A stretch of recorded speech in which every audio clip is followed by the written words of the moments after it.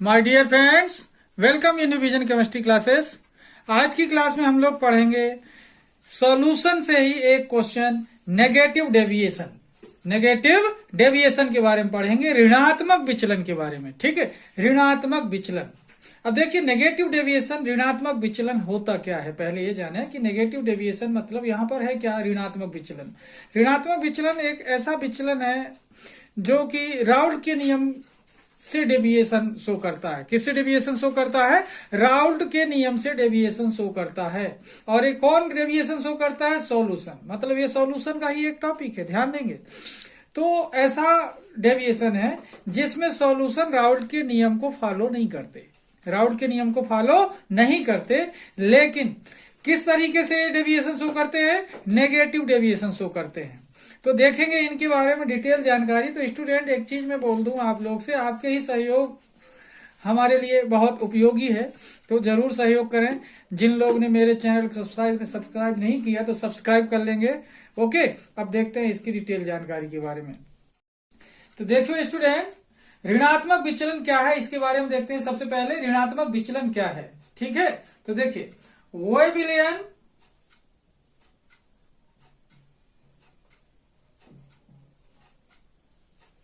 जो राउल्ट के नियम का पालन नहीं करते, राउल्ट के नियम का पालन नहीं करते,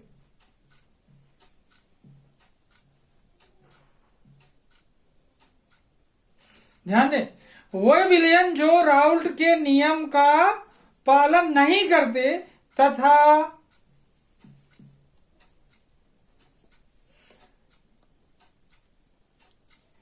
इनके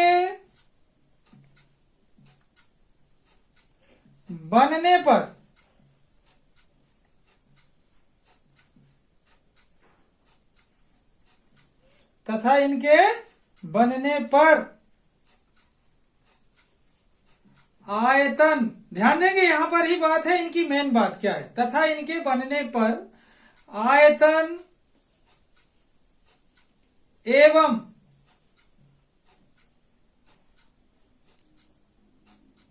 एंथैल्पी में, तथा इनके बनने पर आयतन एवं एंथैल्पी में कमी आती है। क्या होता है? आयतन एवं एंथैल्पी में क्या होता है? कमी आती है।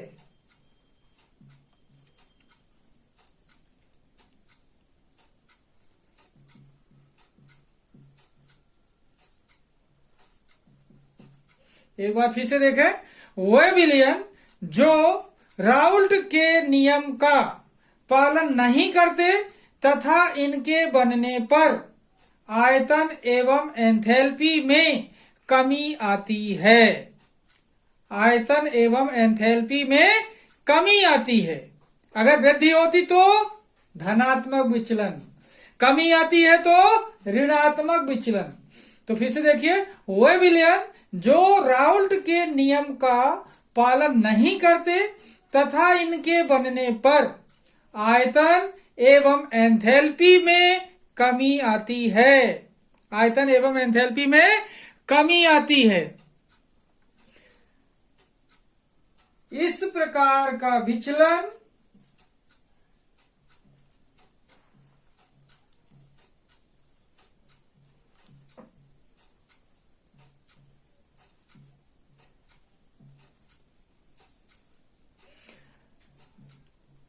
ऋणात्मक विचलन कहलाता है।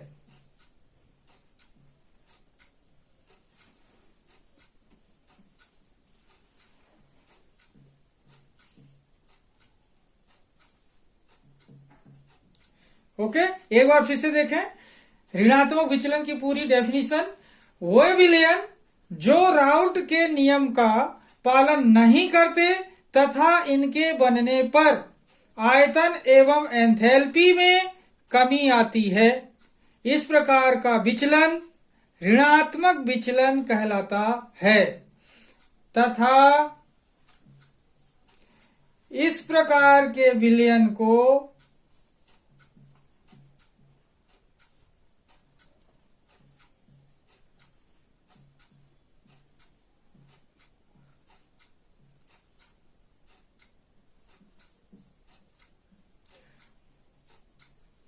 ऋणात्मक विचलन वाले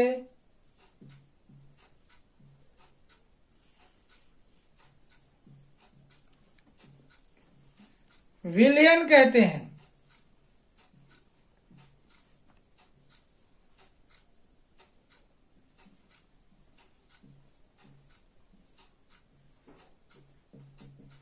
ओके, एक बार फिर से देखिए, ऋणात्मक विचलन क्या है? वह विलयन जो राउल्ट के नियम का पालन नहीं करते तथा इनके बनने पर आयतन एवं एंथैल्पी में कमी आती है। आयतन एवं एंथैल्पी में कमी आती है। इस प्रकार का विचलन ऋणात्मक विचलन कहलाता है तथा इस प्रकार के विचलन, इस प्रकार के विलयन को ऋणात्मक विचलन वाले विलयन कहते हैं तथा इस प्रकार के विलयन को ऋणात्मक विचलन वाले विलयन कहते हैं। ओके, अब देखते हैं स्टूडेंट ऋणात्मक विचलन वाले सॉल्यूशन की प्रॉपर्टी के बारे में, गुण के बारे में, जो विशेषताएं कहलाती हैं। ओके,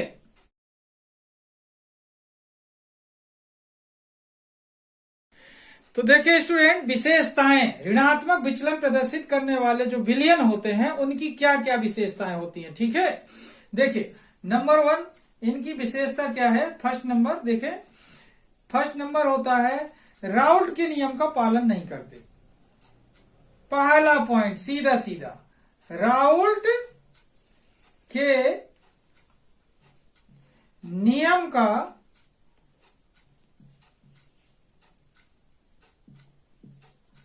पालन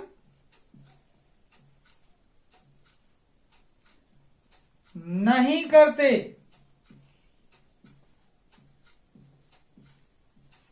ओके, तथा P, यहां पर ध्यान देंगे, P वेपर प्रेशर की बात कर रहा हूं, तथा PA, यहां पर देखेंगे PA less than P0A into XA, या PB less than P0B into XB होता है। ठीक है, राउल्ट के नियम का पालन नहीं करते तथा PA less than P0A into XA, यदि विलायक को पर्पज में लेकर के बात करें तो, या P0B विलय को लेकर अगर बात करें तो P0B less than P0B, PB less than P0B into XB। ये किसके लिए होगा? विलायक के लिए। और ये किसके लिए होगा? विलय के लिए। तो यहां पर क्या हुआ? विलायक का वाष्प दाब क्या होता है? छोटा होता है। मतलब क्या हुआ? PA less than P0A into XA, या PB less than P0B into XB होता है। ओके, सेकेंड पॉइंट देखते हैं स्टूडेंट, पॉइंट सेकेंड देखें, इनके बनने पर ध्यान देंगे, इनके बनने पर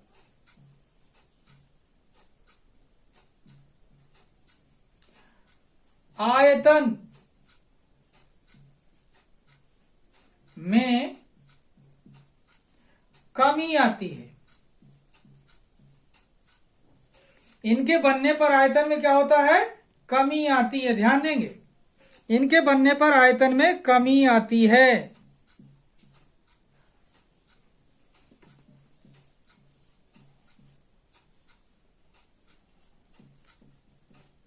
मतलब जब इन्हें बनाते हैं तो आयतन क्या होता है? घटता है। ठीक है, आयतन क्या होता है? घटता है। अर्थात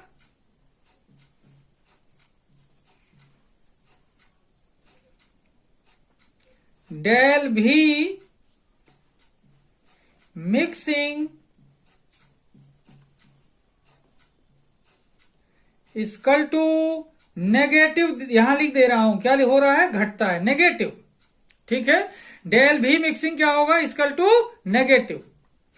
थर्ड पॉइंट होता है स्टूडेंट, पॉइंट थर्ड, इनके बनने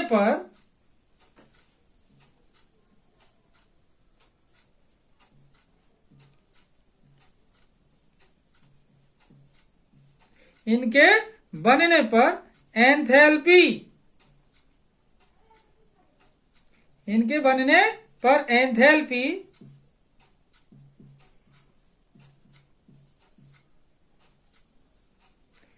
में कमी आती है।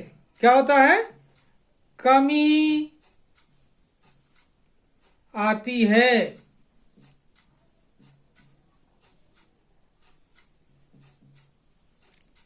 इनके बनने पर एंथैल्पी में कमी आती है, अर्थात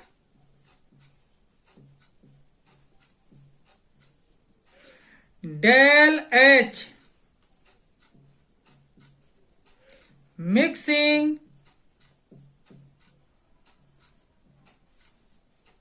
equal to negative, del H mixing negative. Okay student, यहां पर भी डेल एच क्या होगा, नेगेटिव होगा, घटता है। ओके, इस तरीके से देखें, इसकी ये तीन विशेषताएं। पहली विशेषता क्या है, राउल्ट के नियम का पालन नहीं करते तथा P A less than P not A into X A विलायक के लिए, या P B less than P not B into X B होता है, ये किसके लिए, विलेय के लिए। सेकेंड विशेषता इसकी है, इनके बनने पर आयतन में कमी आती है। आयतन क्या होता है, घटता है, वॉल्यूम डिक्रीज होता है, अर्थात del B mixing equal to negative. Third property है, इनके बनने पर एंथैल्पी में कमी आती है, अर्थात del H mixing equal to negative. Okay student, अब बात करते हैं इनके ग्राफ के बारे में। ग्राफ के माध्यम से नेगेटिव डेविएशन को कैसे समझा सकते हैं, तो देखते हैं अब अपन लोग ग्राफ। ओके,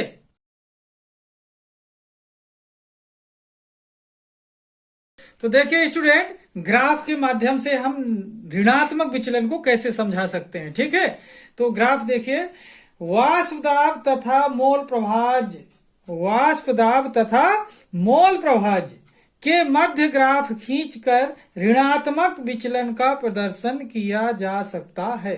किसके किसके बीच हम ग्राफ खींचकर प्रदर्शन कर सकते हैं, वाष्प दाब तथा मोल प्रभाज, वाष्प दाब तथा मोल प्रभाज के बीच ग्राफ खींचकर ऋणात्मक विचलन को हम स्पष्ट कर सकते हैं, समझा सकते हैं। ठीक है, तो देखिए ग्राफ खींचते हैं।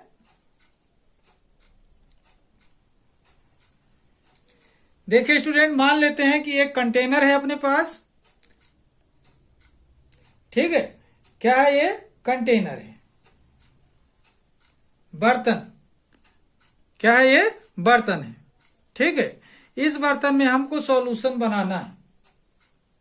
ठीक है, ये बर्तन है, और यहां पर मैं बता दूं, ये वाला जो पोर्शन है, ये मोल प्रभाज को प्रदर्शित करता है। किसको, मोल प्रभाज, ध्यान से समझना, मोल प्रभाज को प्रदर्शित करता है।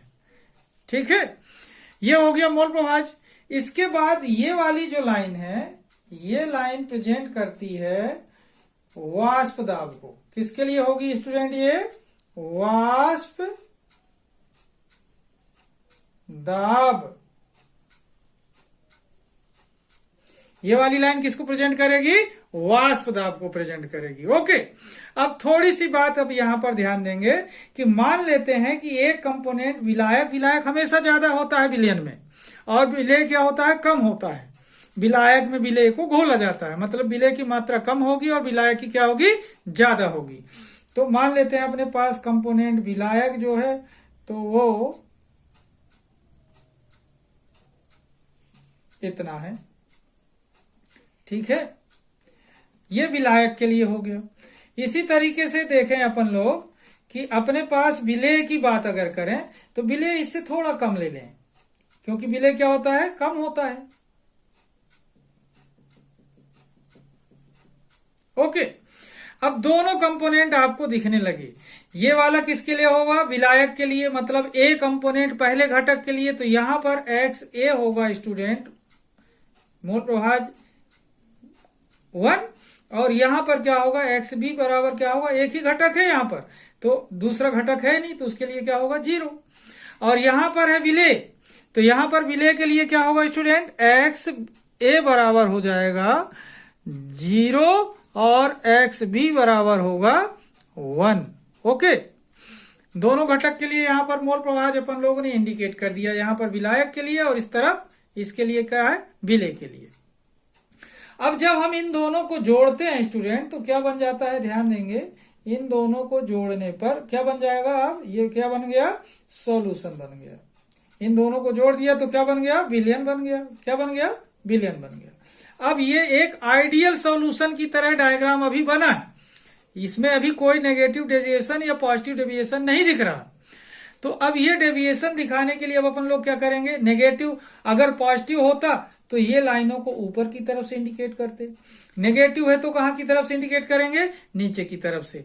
तो यहां पर देखें, ये वाली लाइन जो है तो यहां से आएगी, मतलब ये घट रही है, क्या हो रहा है, घट रहा है। ओके, ये वाली लाइन होगी तो ये नीचे की तरफ से अपन ले जाएंगे, मतलब क्या हो रहा है, यहां पर ये घट रहा है, एक्चुअल पोजीशन से नीचे की तरफ जा रही है। ये वाला जो होगा तो ये क्या होगा, यहां से बनाएंगे तो ये क्या हो रहा है, घट रहा है।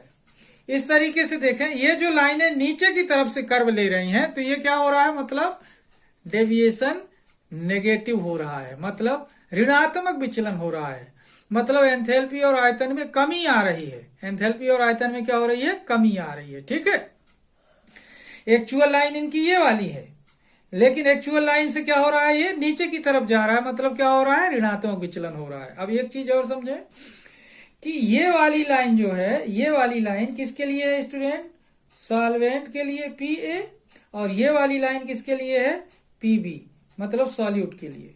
और ये वाली लाइन किसके लिए होगी, P इक्वल टू होगा P A plus P B, तब जाके क्या होगा, सॉल्यूशन बन जाएगा। ठीक है, ये वाली लाइन किसके लिए, ये वाला घटक है तो ये वाली लाइन किसके लिए होगी, पी बी, ये वाला ए है यहां पर तो ये वाली लाइन किसके लिए होगी, पी ए। इन दोनों को जोड़ा तो क्या बन गया, सॉल्यूशन। अब यहां पर फिर से देखें, कंपोनेंट ए के लिए है तो यहां पर मोल प्रभाज 1 होगा और बी का क्या होगा, 0। ये कंपोनेंट बी के लिए है तो यहां पर मोल प्रभाज ए का क्या होगा, 0, और एक्स बी का क्या होगा, 1 होगा। ओके स्टूडेंट, अब एक चीज और समझने की कोशिश करिए कि इसमें मैं बताऊं आपको कि एक दो पॉइंट इसमें और हैं, एक पॉइंट ये है और दूसरा पॉइंट ये है। तो ये वाला पॉइंट है जो, तो ये शुद्ध विलायक के लिए होता है, तो विलायक का वाष्प दाब क्या होता है, पी ए, शुद्ध विलायक के लिए पी नॉट ए, ये वाले पॉइंट पर। ठीक है, और ये वाला पॉइंट जो होता है विलेय के लिए होता है, तो विलेय का वाष्प दाब क्या होता है, पी बी, तो शुद्ध विलेय के लिए होगा पी नॉट बी। इस तरीके से इस ग्राफ को देखें एक बार अच्छे से। अब एक बार फिर से देखें, ग्राफ किसके बीच खींचा, वाष्प दाब और मोल प्रभाज के मध्य अपन ने ग्राफ खींचा। तो ये वाली लाइन किसके लिए है, वाष्प दाब के लिए, और ये वाली लाइन किसके लिए है, मोल प्रभाज के लिए। अपन ने ग्राफ खींच दिया। अब यहां पर देखें, ये वाला जो लाइन है, ये लाइन किसके लिए है स्टूडेंट, घटक ए के लिए, तो यहां पर मोल प्रभाज 1 है और घटक बी का मोल प्रभाज क्या है, 0 है। ये वाली लाइन किसके लिए है, घटक बी के लिए, तो यहां पर एक्स ए बराबर क्या होगा, 0 और एक्स बी बराबर 1 होगा। ये वाली लाइन किसके लिए, विलयन के लिए, क्योंकि विलेय और विलायक दोनों को मिलाया तो विलयन बन गया। तो अब यहां पर देखें, ये वाष्प दाब हो गया पी ए विलायक का, ये पी बी विलेय का, और ये दोनों को मिलाने पर ये सॉल्यूशन का विलयन का वाष्प दाब हुआ, क्योंकि दोनों को प्लस कर दिया। ये किसका होगा, शुद्ध विलायक का वाष्प दाब, और ये होगा शुद्ध विलेय का वाष्प दाब। ओके, इस तरीके से इस ग्राफ में ये जो एक्चुअल लाइन से नीचे की तरफ की कर्व वक्राकार रेखाएं हैं, ये ऋणात्मक विचलन को प्रदर्शित करती हैं।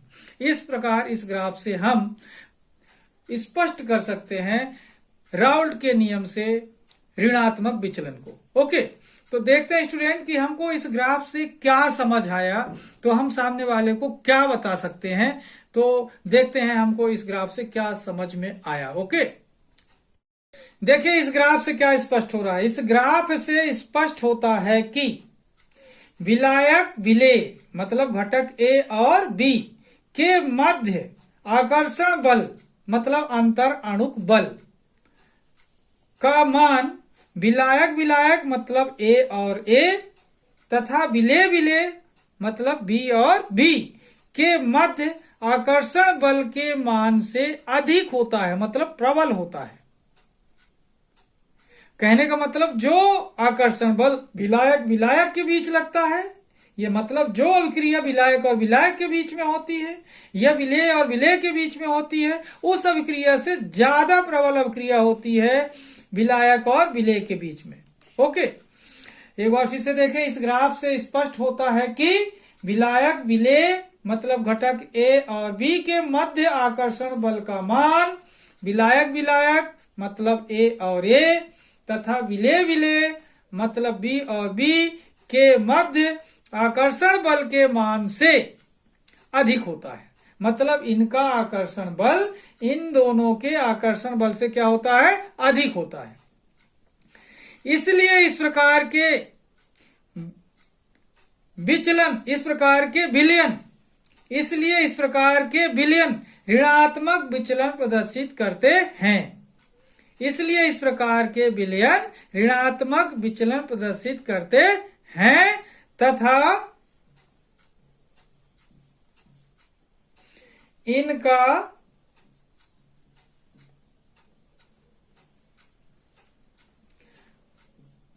विलायक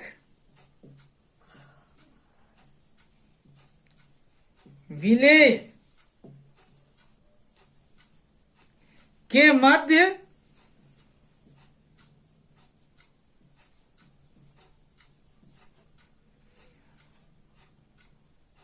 अन्योन क्रिया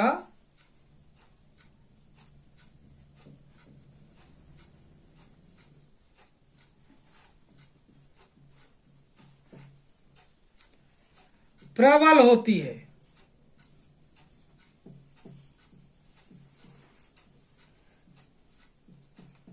ओके, तथा इनकी विलायक और विलेय के मध्य तथा इनकी विलायक विलेय के मध्य अन्योन क्रिया प्रबल होती है। ओके, इस तरीके से क्लियर हो रहा है कि इस ग्राफ के माध्यम से हमको क्या समझ में आता है कि विलायक और विलेय ए और बी के मध्य आकर्षण बल का मान विलायक विलायक या तो मतलब ए और ए तथा विलेय विलेय मतलब बी और बी के मध्य आकर्षण बल के मान से क्या होता है, अधिक होता है। इसलिए इस प्रकार के विलयन ऋणात्मक विचलन प्रदर्शित करते हैं तथा इनकी विलायक विलेय के मध्य अन्योन क्रिया प्रबल होती है। अब देखते हैं स्टूडेंट एग्जाम्पल के बारे में। ओके,